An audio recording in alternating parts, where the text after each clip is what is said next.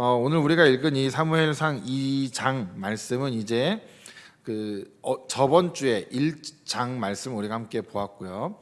거기서 이제 사무엘이 태어나는 것까지 우리가 함께 보았습니다. 오늘 2장의 처음 1절부터 10절까지 한나의 찬송, 한나의 기도이자 찬송시로서 아주 유명한 부분이 등장을 하게 됩니다. 그래서 이 한나가 하나님이 어떤 분이신지, 하나님의 그 주권을 찬양하는 내용들이 오늘 여기에 쭉 담겨 있습니다. 그래서 내용이 너무나 주옥 같은 내용들이 참으로 많이 등장을 합니다. 1절에도 보시면 내 뿔이 여호와로 말미암아 높아졌다라고 하면서 막 그 주의 구원으로 말미암아 기뻐한다라고 합니다.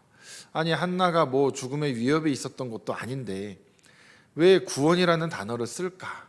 한나의 삶이 그 전에 아이를 낳지 못하던 그 상황은 살아도 사는 게 아닌 것 같은 삶이었다라고 이야기를 할 수 있겠죠.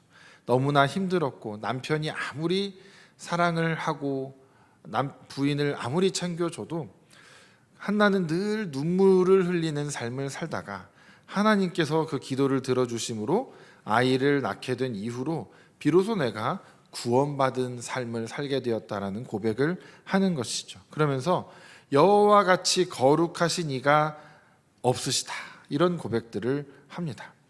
그러면서 여러 내용들이 등장을 하는데 보면은 이런 내용들이 등장을 합니다. 하나님께서는 죽이기도 하시고 살리기도 하시고 또 스올에 내리게도 하시고 거기에서 올리기도 하시고 가난하게도 하시고 부하게도 하시고 낮추기도 하시고 높이기도 하시고 이런 내용들이 쭉 등장을 합니다. 이 표현을 오늘날 우리 나라에서 주로 많이 쓰는 미사여구의 그 표현을 하자면 인간의 생사화복을 주관하시는 이는 하나님이시다. 우리식으로 표현하자면 이렇게 표현을 할 수가 있겠죠. 하나님께서 우리 모든 삶과 죽음도 우리의 또한 살아가는 그 매일매일의 일상에서 우리가 당하는 복도, 우리가 당하는 화도 모두 하나님께서 주관하고 계신다라는 그 고백을 오늘 한나가 높여드리고 있는 것입니다. 그래서 하나님의 그 절대적인 통치와 하나님의 그 주권에 대한 찬양을 담고 있는 것이 이 한나의 노래입니다. 그래서 단순한 개인적인 일에 해결된 것에서 부르는 이런 찬양치고는 굉장히 그 광범위하고 굉장히 그 담고 있는 내용들이 아주 장엄한 내용들을 담고 있습니다. 그래서 이 한나의 찬양은 개인적인 찬양처럼 보이지만 그 시대 여호와 보시기에 악을 행하던, 즉 그들에게 왕이 없었으므로 자기 옳은 대로 행하던 그들에게 우리의 주권은 오직 하나님께 있다는 놀라운 찬양을 선포하는 그런 사무엘상의 의도를 담고 있는 것이죠. 그래서 이 한나의 노래가 한나 개인의 고백인 것처럼 들리지만 그 당시에 살아가던 이스라엘 전체를 향한 선포요, 하나님을 높여드리는, 아무리 너희들이 왕이 없는 것처럼 통치자가 없는 것처럼 너희들 멋대로 너희들 판단하는 대로 살아가는 것 같지만 우리의 모든 삶은 여호와 하나님의 손에 달려있다라는 그 주권을 지금 아주 높여 찬양하고 있는 것입니다. 그 하나님의 능력을 선포하고 찬양하는 그 영광송을 우리가 독솔로지라고 부르는데요. 독솔로지. 주보에 보면 우리 송영 찬송이라고 하는 그 송영을 이 독솔로지라고 부릅니다. 오늘 이 한나의 노래도 그 독솔로지 찬양이라고 부를 수가 있습니다. 그래서 독사라는 헬라어 영광과 로고스라는 말씀 두 개가 합쳐서 만들어진 단어입니다. 그래서 독솔로지는 하나님께 드리는 짧은 송영 같은 찬양들을 이야기합니다. 그러니까 하나님께 올려드리는 어떤 영광의 언어, 이것이 독솔로지인데 우리가 그래서 항상 예배 때 송영 찬송을 부르는 것이 반드시 예배의 그 순서에 들어가게 되는 것은 하나님께 영광을 올려드리기 위함입니다. 그래서 오늘 이 시가 바로 그런 영광송과 같은 역할을 하고 있다. 그래서 한나의 찬양 가운데 하나님의 주권이 온 천하에 드러나게 되고 있다라는 것을 우리가 볼 수가 있습니다. 그러면서 11절에 10절까지 해서 딱 끝나는데 11절에 이렇게 나오죠. 엘가나는 이제 집으로 갔고요. 그 아이 즉 사무엘은 제사장 엘리 앞에서 여호와를 섬기니라라고 끝마치고 있습니다. 그리고 나서 장면이 딱 전환이 되죠.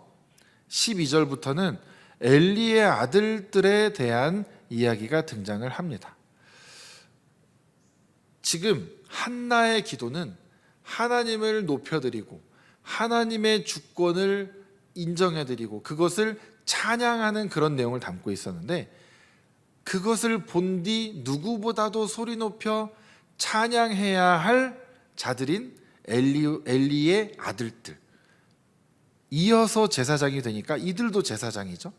엘리의 두 아들 홈니와 비느하스라는 그 제사장들이 나오는데 이들에게서는 하나님을 향한 찬양이 전혀 나타나지가 않습니다. 완전히 대조적으로 우리에게 의도적으로 보여주고 있는 어떤 문학적인 그런 이제 배치라고 우리가 볼 수 있습니다.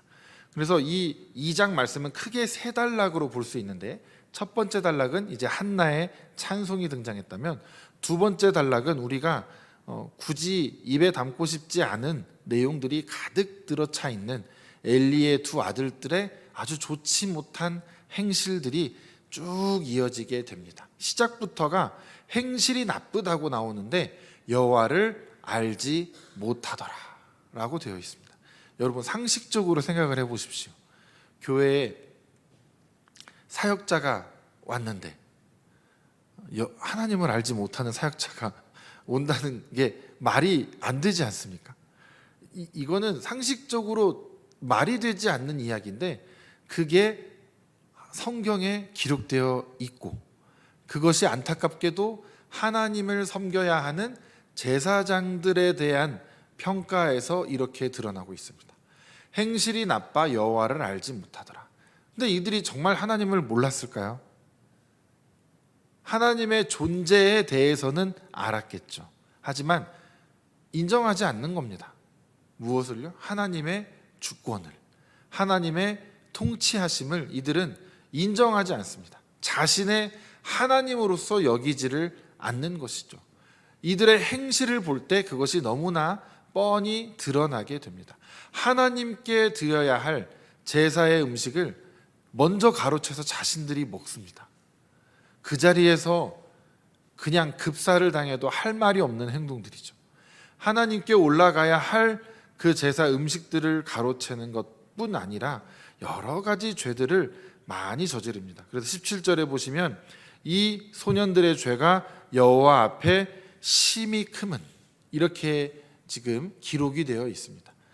아주 많이 악한 행실들이 계속되고 있었다라는 것을 알 수가 있죠. 그런데 이유가 뭐냐면 여호와의 제사를 멸시함이었더라. 하나님의 주권을 인정하지 않는 수준이 아니라 멸시했다라는 겁니다. 감히 하나님을. 그러니까 하나님께서 사실 어떻게 보면 많이 지금 참아주고 계셨을 것입니다. 바로 즉각적으로 하나님께서 치지 않으신 건 그래도 엘리의 이제 아들들로서 제사장으로서 계속 서가야 할 자들인데, 엘리가 그래서 한번 이들에게 이제 훈계를 합니다. 그때라도 돌이켰어야 했을 텐데 전혀 그렇지 못한 삶을 살아가죠. 이들이 하나님을 인정하지 않고 하나님의 예배도 인정하지 않고 하나님을 전혀 두려워하지도 않았던 이들의 모습이 여기서 그려지고 있습니다. 그런데 반면 이제 장면이 전환이 되죠. 18절에 보시면 사무엘은 어렸을 때에 세마포 에봇을 입고 여호와 앞에서 섬겼더라. 또 장면이 전환되면서 새로운 이야기가 등장합니다. 한나의 찬송, 그리고 홈니와 비느하스의 불순종, 그리고 이어서 나오는 사무엘이 여호와를 섬기는 모습. 섬기다라는 것은 제가 구약 특강 시간에 말씀드렸었는데, 이 섬기다라는 단어가요, 그 서비스라는 영어로, 그러니까 하나님을 예배한다라는 말이 되는데, 이 섬긴다라는 말이 우리가 하나님을 섬기는 자의 입장에서 이 단어를 쓰게 되면 하나님을 섬깁니다라고 사용할 수 있지만, 이 같은 단어가 바로의 밑에서 종살이하던 사람들에게 쓰일 때는 노동을 했다, 그 고된 노동을 했다라고 쓰여집니다. 같은 단어인데도 이게 어디에서 사용되느냐, 주체가 누구냐, 하나님을 알지 못하는 자들에게 쓰일 때는 이것이 그냥 노동이라는 단어로 쓰이는데, 하나님을 아는 자들에게 이 단어가 그대로 옮겨져 가면 하나님을 섬기는 단어로서, 오늘날 예배를 일컫는 단어로서 사용이 되는 것이죠. 즉, 그래서 사무엘은 지금 하나님 앞에서 예배를 집례하는 제사장의 역할을 지금 이제 배워나가고 또 수행하고 있는 것이죠. 그러면서 이제 엘리가 이제 엘가나와 사무엘 어머니 한나가 왔을 때 그들을 축복하게 되고, 또 그들이 이제 사무엘 이후에 다른 아이들을 낳았다라는 게 참 짧게 등장을 하고, 다시 21절 후반에 보시면 아이 사무엘은 여호와 앞에서 자라니라 라고 되어 있습니다. 11절에 아까 보시면 그 아이는 제사장 엘리 앞에서 여호와를 섬기니라. 또 엘리의 아들들에 대한 행실이 설명되었을 때 그 뒤에 바로 이어서 18절에서 사무엘은 여호와 앞에서 섬겼더라. 또 어머니랑 아버지가 찾아왔다가 돌아간 장면 뒤에 또 사무엘은 여호와 앞에서 자라니라 이렇게 되어 있죠. 그리고 이제 22절부터 보시면 그 아들들이 여전히 좋지 않은 행실을 행합니다. 이제 성전에서 일하는 여인들까지 건드리게 되죠. 그래서 너무 좋지 않은 행실들이 계속되니까 그 일들이 이제 엘리의 귀에 들어가게 되고, 엘리가 너희들 그렇게 하지 말아라, 정말 너네 그러면 좀 큰일 난다라고 얘기를 하는데 자녀들이 듣지를 않습니다. 너무 늦은 것 같죠. 진작에 그게 잘 이루어졌어야 되는데 너무 때가 늦은 것 같습니다. 그런데 그 장면이 끝날 때 또 26절에 아이 사무엘이 점점 자라매 여호와와 사람들 앞에 은총을 더욱 받더라, 이렇게 기록이 되어 있습니다. 그러면서 이제 하나님의 사람이 누군지는 우리는 알 수 없습니다. 어떤 선지자이겠죠. 엘리에게 와서 이런 말을 전하죠. 하나님의 말씀을 전합니다. 결국은 내용을 요약하자면 엘리의 집에 저주의 말씀을 전해주러 왔습니다. 그 집안에 노인이 없을 거다라는 이야기는 지금 이 집안의 거의 제일 어른이 엘리일 텐데, 그것은 이제 곧 엘리의 죽음을 의미하기도 합니다. 그리고 태어나는 이들마다 나이가 들기 전에 다 죽을 것이다 라는 아주 끔찍한 저주를 받게 됩니다. 그래서 그런 이제 저주를 받게 되고, 이 저주가 엘리의 집안에 나중에 그대로 실행이 되죠. 여기서 이제 우리가 볼 수 있는 것, 바로 그 전에 엘리의 아들들에 대한 이야기가 등장을 하면서 하나님의 주권을 인정하지 않는 그 엘리의 아들들의 모습이 등장을 하는데, 그 사이사이에 계속해서 등장하는 내용들이 있습니다. 바로 그 사이사이에 사무엘은 계속해서 자라가고 있습니다. 사무엘이 자라가는데 계속해서 제사장의 직분을 잘 감당하면서 늘 어떤 표현이 있냐면 여호와 앞에서 자라가니라. 11절에도 여호와를 섬기니라. 또 18절에도 여호와 앞에서 섬겼더라. 26절이죠.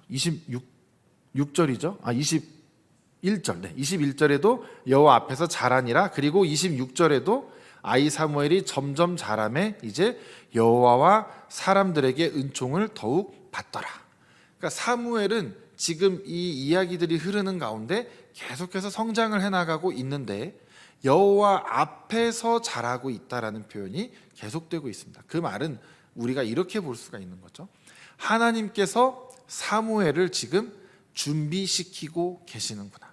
하나님께서 사무엘을 예비시키셔서 이제 하나님의 주권을 인정하지 않고 자신들의 소견에 옳은 대로 행하던 그 시대를 끊어내고 이제는 정말 하나님의 주권이 무엇인지, 하나님이 어떤 분이신지, 하나님을 바르게 참되게 섬기는 것이 무엇인지를 제대로 가르치고 이스라엘을 이끌어갈 그 제사장을 하나님께서 지금 세워나가고 계시는 중입니다. 그래서 오늘 이 2장의 이야기는 총 우리가 3가지로 이야기를 할 수가 있습니다. 첫 번째, 하나님의 주권을 찬양하는 그 한나의 노래. 두 번째는 동시에 하나님의 주권을 따르지 않고 인정하지 않는 엘리의 아들들의 모습. 하지만 그 가운데에서 세 번째로는 하나님께서 준비시키고 예비시켜 나가고 계신 그 다음 하나님이 세우시는 후계자, 이렇게 우리가 생각을 할 수가 있습니다. 하나님께서 이 사무엘을 준비시키는 과정이 그 앞에 누군가와 좀 비교되지 않습니까? 라고 제가 저번 주에 말씀을 드렸었는데, 바로 삼손의 탄생과 살짝 비슷한 면이 있죠. 무엇이 있냐면, 어머니가 내가 이 아이에게 그 삭도를 대지 않겠다고 이렇게 이야기를 합니다. 삼손도 마찬가지죠. 즉 둘 다 나실인으로서 구별되어서 살아갑니다. 그런데 둘의 차이점이 있다고 한다면, 기록이 되어 있지 않아서 정확하게 알 수는 없지만 기록이 되어 있지 않다라는 측면에서 의도를 가지고 있다라고 본다면, 삼손이 자라는 과정은 특별히 기록이 없습니다. 그러니까 그 부모가 삼손을 어떻게 키웠는지는 없습니다.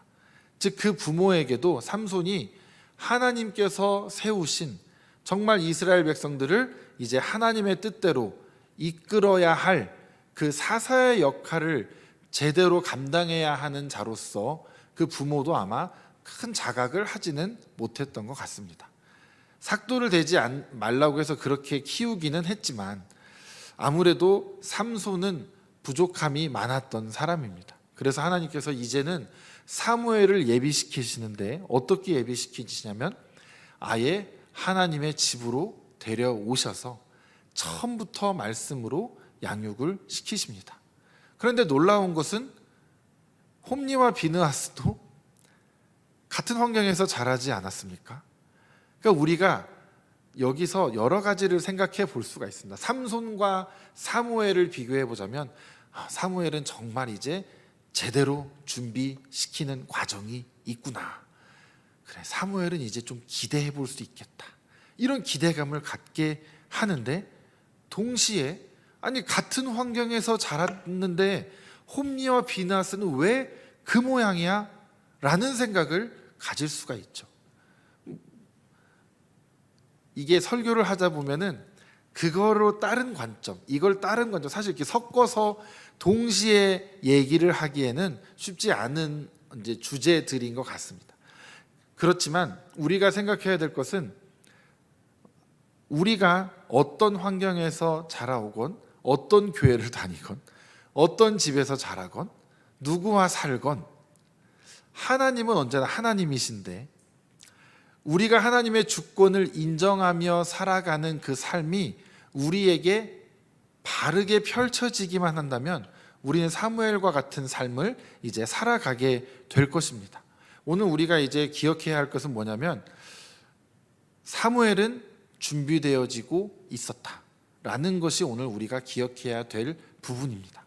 그리고 홈리와 비느하스는 우리가 너무나 안타깝게 생각해야 할 부분이기도 하죠. 그런데 그것이 우리에게서 나타나지 말라는 법은 절대 없습니다. 우리의 삶에 있어서도 우리의 예배에 있어서도 이들과 비슷한 모습들이 군데군데 있을지도 모르겠습니다.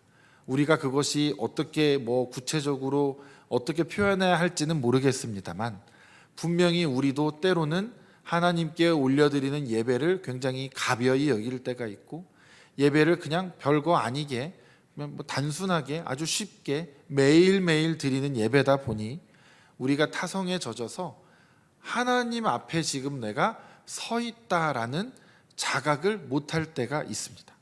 오늘 사무엘에게 계속 표현되었던 이 말씀, 여호와 앞에서, 우리는 여호와 앞에서 예배드리는 자들이 되어야 하는데, 우리는 여호와 앞에 서 있는데도 하나님을 보지 못하고 하나님이 계시는 것을 인지하지 못할 때가 있다라는 것이죠. 그럼 우리는 어떤 삶을 살아가야 할 것인가라는 그런 이제 오늘 질문을 받게 되는 것입니다. 이 사사시대를 끊어내면서, 사사시대 다음이 사실은 왕정시대인데 그 사이에 지금 사무엘이 딱 등장을 하는 겁니다. 그래서 사사시대의 마지막이자 왕정시대의 시작으로 이어져 가는 데에서 사무엘이 쓰임을 받습니다. 그러니까 사무엘은 자기 소견에 옳은 대로 행하는 사람들 가운데에서 하나님의 말씀을 바르게 전하고 하나님의 말씀대로 사람들을 이끌어간 놀라운 지도자가 되는 것이죠. 우리도 그 길을 걸어가야 할 터인데 어떻게 우리는 그렇게 할 수 있을까라는 고민을 우리가 해봐야 되는 것이겠죠. 고민은 저의 몫이 아니고 여러분들의 몫입니다. 집에 가셔서 열심히 고민하시고 기도하시면서 또 하나님께 지혜를 구하시고, 나는 어떻게 해야 사무엘과 같은 삶을 살아갈 수 있을까? 사역자가 되라는 뜻이 아닙니다. 하나님 여호와 앞에서 살아가는 자처럼 예배를 드릴 때에도, 우리가 길을 갈 때에도 언제나 하나님께서 나와 함께 하시고 나는 늘 하나님 앞에서 거하는 자가 되겠구나, 그 삶을 살겠구나, 살아가야겠구나 라고 어떻게 우리가 그것을 잊어버리지 않고 살아갈 수 있겠냐라는 것이죠. 그것을 오늘 우리가 깊이 고민하면서, 그 고민하는 가운데 우리가 꼭 해보셨으면 좋겠는 것은 한나의 기도를 한번 쭉 읽어보시는 겁니다. 한나의 기도를 한두 번 혹은 두세 번 여러 번 정독을 하시면서 이런 고백들이 내 삶에서 나의 고백으로 터져나올 수 있다면 얼마나 값진 삶이 될까, 얼마나 값진 고백이 될까. 나에게서도 또 내 자녀에게서도 이 고백이 계속해서 등장했으면 좋겠다.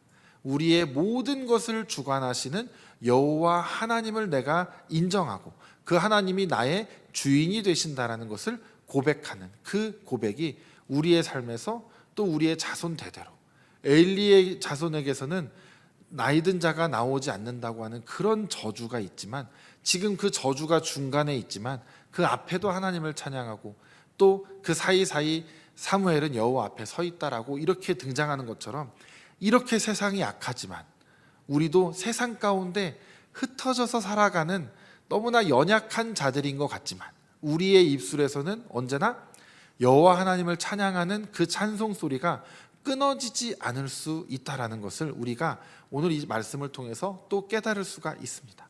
엘리 제사장들의 이야기, 엘리의 아들들의 이야기, 그 가문의 저주의 이야기, 그 사이에 있는 사무엘의 그 빛나는 이야기가 우리의 삶의 이야기들이 또 우리의 고백들이 되실 줄로 믿습니다. 기도하겠습니다.